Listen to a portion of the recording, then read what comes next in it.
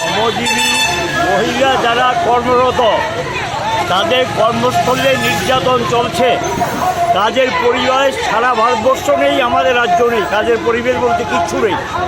তাদের উপর মানসিক নির্যাতন চলছে।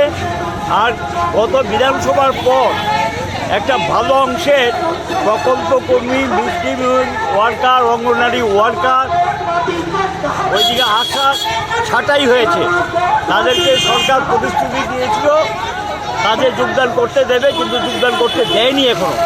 এই ছাঁটাই প্রকল্প কর্মীদের পুনর্বহাল, মূল্যবৃদ্ধি কমানো, কর্মস্থলে নারী নির্যাতন বন্ধ করা এবং বিজেপি সরকারের নারী বিরোধী ভূমিকার বিরুদ্ধে আজকের এই কর্মসূচি।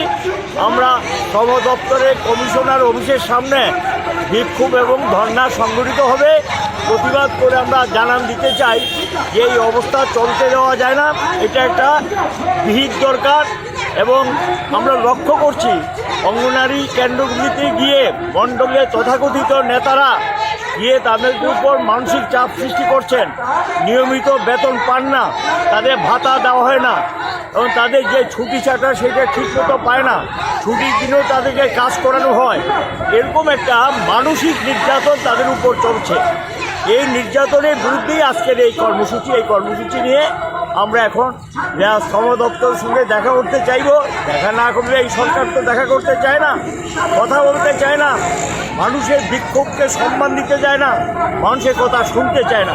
স্বৈরাচারী মনোভাব, একধর্মী মনোভাব, এটার বিরুদ্ধেই আজকের এই প্রতিবাদ কর্মসূচি।